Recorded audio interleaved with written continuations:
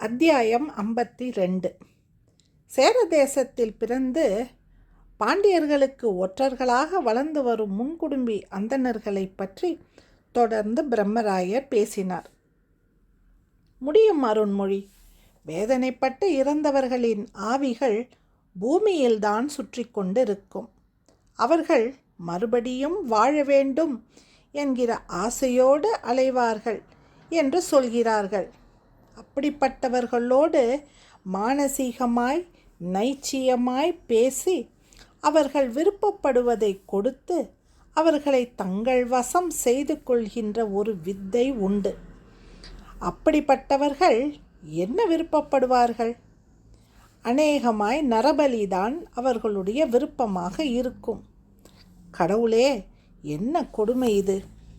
ஆமாம், இளம் பிள்ளைகளை அறுந்து அந்த இரத்தத்தை பூமியில் தெளிக்கும்போது அந்த இரத்தத்தை பைசான்கள் விரும்பி குடிக்கின்றன என்று சொல்வார்கள். இந்த சேர தேசத்து முன்குடும்பி சோழியர்கள் இம்மாதிரி பல நரபலிகளை காட்டுக்கு நடுவே கொடுத்து தங்களை வலிமைப்படுத்தி கொள்கிறார்கள் என்று சொல்லப்படுகின்றன. ஆனால் இதை நான் நம்பவில்லை. நம்புவதா வேண்டாமா என்று தெரியவில்லை. பிரம்மராயர் தொலைதூரம் பார்த்தபடி யோசித்தார். சரி, விடுங்கள், வேறென்ன? சிறிதும் நேர்மையற்றவர்கள், மிகுந்த பொறாமை கொண்டவர்கள். யார் அவர்களுக்கு எதிராக கம்பீரமாக நடந்து போனாலும் துடித்து போனார்கள். தன் எதிரே நெஞ்சை நிமிர்த்தி கொண்டு போகிறானே, யார் அவன்? அவனை என்ன செய்தால் அலறுவான் என்று உடனே யோசிக்க துவங்கி விடுவார்கள். அவர்கள் மட்டுமல்ல, அவர்கள் வீட்டு பெண்களும் கொடுமைக்காரிகள்தான். நகைகளுக்கு பெரிய ஆசை உள்ளவர்கள். வணிக பெண்களை ஏமாற்றி நகைகளை பிடுங்கிக் கொண்டு அவர்களை பைத்தியம் பிடிக்க வைக்குமாறு முன்குடும்பி சோழிய பெண்கள் செய்வார்கள் என்று நான் கேள்விப்பட்டு இருக்கிறேன். ஆக சேரதேசம் இவர்கள் கையில் சிக்கியிருக்கிறதா? சேரதேசம் மட்டுமில்லை அருள்மொழி, சேரதேசத்தில் இனி ஜெயிக்க ஒன்றும் இல்லை என்று அந்தணர்கள் தெரிந்து கொண்டு பாண்டிய தேசத்து பக்கம் திரும்பிவிட்டார்கள். மலையேறி இறங்கி பாண்டிய தேச எல்லைகளை வசப்படுத்தி கொண்டிருக்கிறார்கள். மதுரையில் பல குடும்பங்கள் வந்து தங்கிவிட்டன. மதுரையில் உள்ள செல்வாக்குள்ள குடும்பங்களில் இவர்கள் போய் பூஜை செய்து அந்த குடும்பங்களை வளைத்து கொண்டிருக்கிறார்கள். பாண்டிய தேசம் நம் வம்சம் அல்லவா இருக்கிறது. பாண்டியர்களை அவ்வப்போது தாக்கி அவர்களுடைய திறமையை வல்லமையை குறைத்து கொண்டிருக்கிறார் ஒழிய முற்றிலும் ஆட்சியை அகற்றிவிடவில்லை. நாம் கலைத்து போட்ட பாண்டிய தேசத்தின் படை வீரர்களை இவர்கள் ஒன்று சேர்த்து தூண்டிக்கொண்டு இருக்கிறார்கள். வில் பயிற்சியை கொடுப்பதற்காக பெருந்தொகையை வாங்கியிருக்கிறார்கள். பாண்டியர்களுடைய முரட்டு நெறியை தூண்டி சோழர்களை கொல்ல வேண்டாமா, சோழ தேசத்தை கைப்பற்ற வேண்டாமா என்று அவர்களிடம் பேசி அவர்களிடம் இருந்தும் காசு பறித்து அவர்களை தங்களுக்கு கீழே ஏவல் தொழில் செய்ய வைக்கிறார்கள். பாண்டியர்களுக்கு வில்வித்தை கற்றுக் கொடுப்பதற்காக மிக பெரிய கடிகை ஒன்று நிறுவுவதற்கு அரசரிடம் காசு கேட்டுக்கொண்டு இருக்கிறார்கள். பாண்டிய மக்களிடம் நன்கொடை வசூலிக்கின்றார்கள். ஏற்கனவே மழையின்றியும் சரியான சாகுபடியின்றியும் தவித்து கொண்டிருக்கிற பாண்டிய தேசம் இவர்களால் இன்னும் கலங்கி போய் இருக்கிறது. இவர்கள் வாலிபர்களை தேர்ந்தெடுப்பதே இல்லை.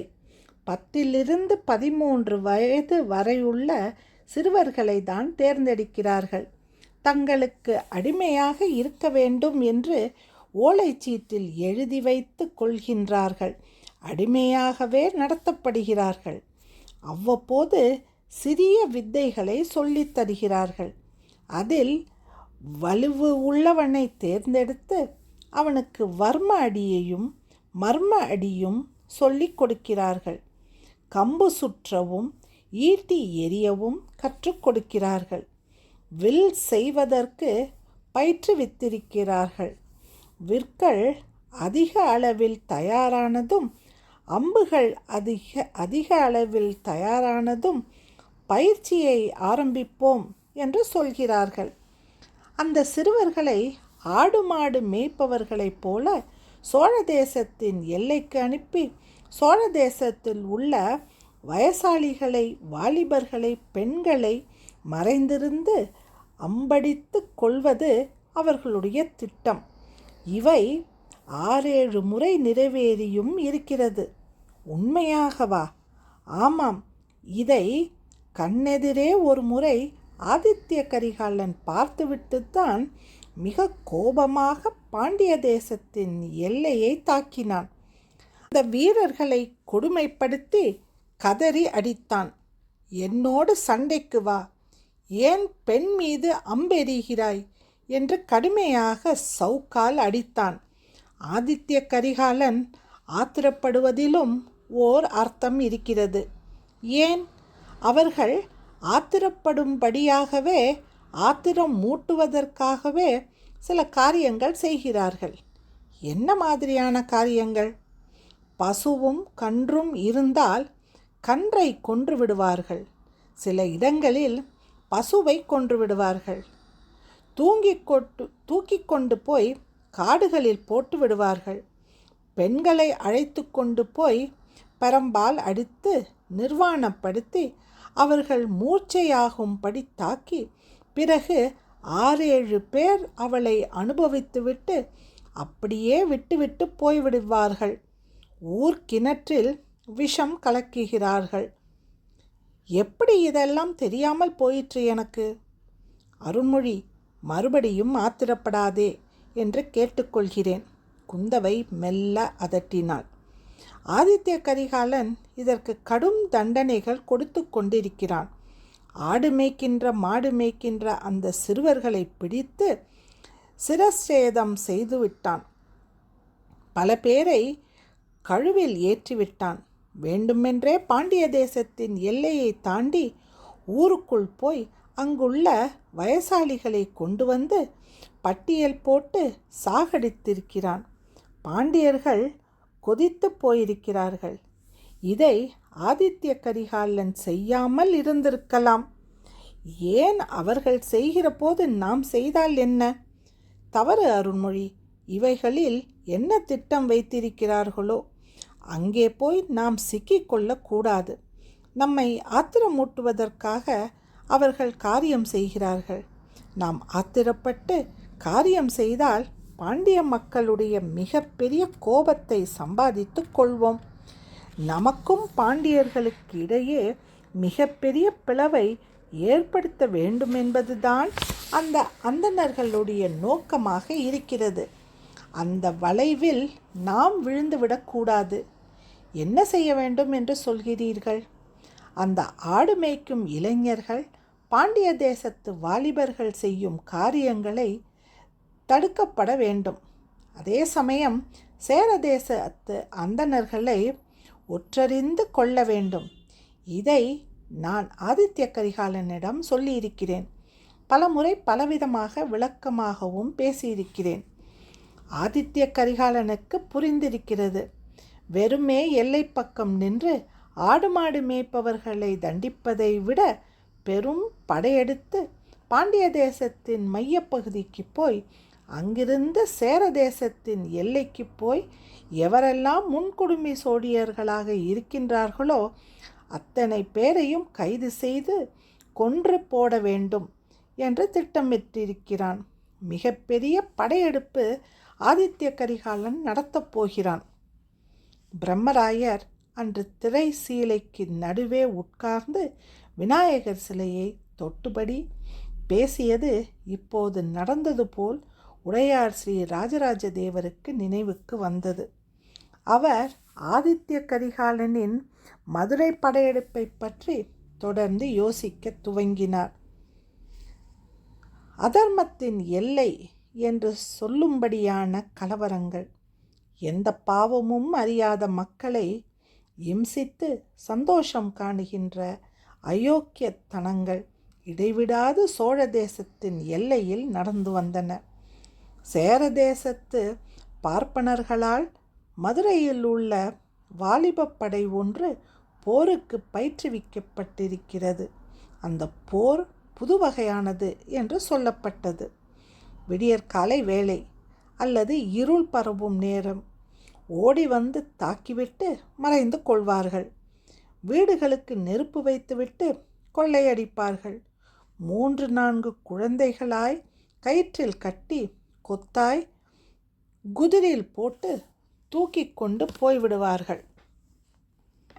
மாடுக்கன்றுகளோடு ஊரை விட்டு காலி செய்து போனால்தான் குழந்தைகளை திருப்பித் தருவோம் என்பார்கள்.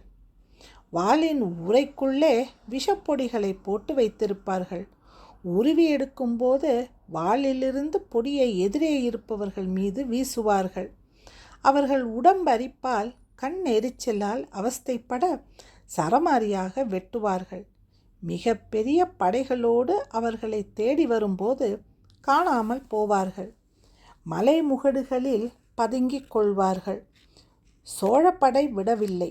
அவர்களில் 6-7 பேரை கைது செய்தது. ஆதித்ய கரிகாலனிடம் கொண்டு வந்து நிறுத்தியது. அவர்களில் ஒருவன் ஆதித்ய கரிகாலனுடைய இடுப்பு கத்தியை உருவி நெஞ்சில் சொருகிக்கொண்டு பாண்டிய தேசம் வாழ்க, சோழ தேசம் ஒழிக என்று சொல்லிக்கொண்டு உயிர் நீத்தான்.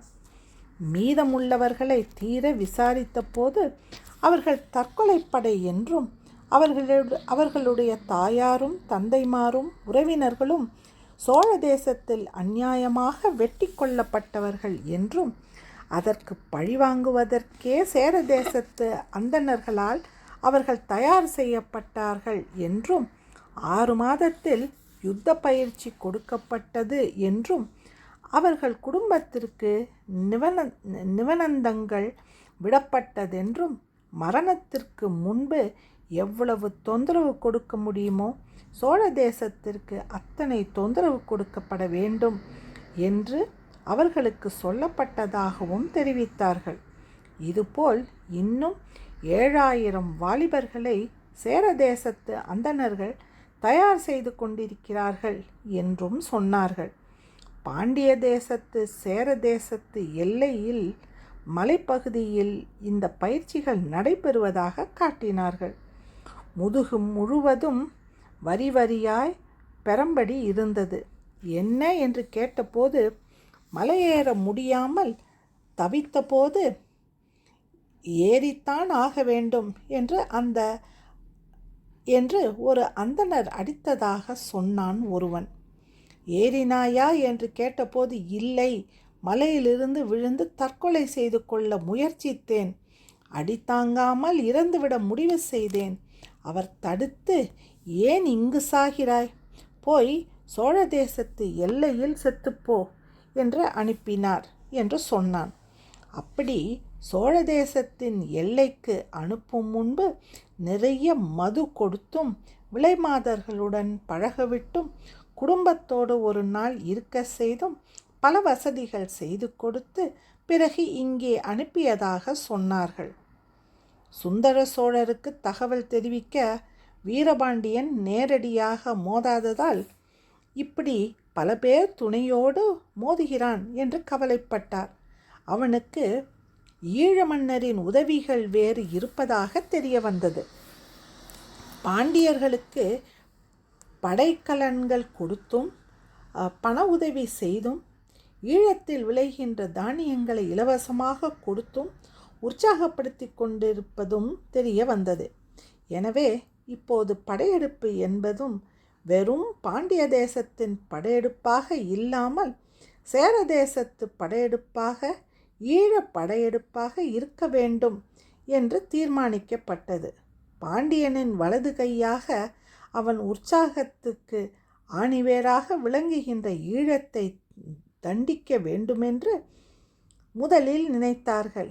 ஆதித்ய கரிகாலன் வேண்டாம், பாண்டியனை அடித்தால் போதும், மற்ற 2 பேர்களும் சோர்ந்து போவார்கள், அவர்களை பிற்பாடு கவனித்து கொள்ளலாம் என்று சொல்ல அவனுடைய பேச்சு மறுக்கப்பட்டது. சுந்தர சோழர் ஒரு படையை ஈழம் நோக்கி அனுப்ப அந்த படை சிங்கள வீரர்களால் கடுமையாக தாக்கப்பட்டது. அவர்கள் படையெடுத்து வந்ததற்கு மன்னிப்பு கேட்டு ஓலை எழுதி கொடுத்தார்கள். ஆயுதங்கள் பறிக்கப்பட்டு வெறுங்கையோடு திருப்பி அனுப்பப்பட்டார்கள். ஆதித்ய கரிகாலன் கொதித்தான். தந்தையை ஏசினான். மந்திரிகளை திட்டினான். போர் வீரர்களை கடிந்து கொண்டான். தளபதிகளை பல பேர் முன்னால் பெரம்பால் அடித்தான். வெறும் திண்ணையை தூக்கிகள் என்று தண்ட சோறுகள் என்றும் ஏசினான். படையில் சலசலப்பு அதிகமாயிற்று. பிரம்மராயர் ஆதித்ய கரிகாலனுடன் மன்றாடினார். இப்படி பேசக்கூடாது, இப்படி தளர்த்தக்கூடாது. படை வீரர்களை இப்படி இழிவுபடுத்தினால் படை பிளவுபடும். அது தேசத்திற்கு நல்லதல்ல என்று பலமுறை எடுத்து சொன்னார். தந்தையினுடைய கட்டளை தவறானது.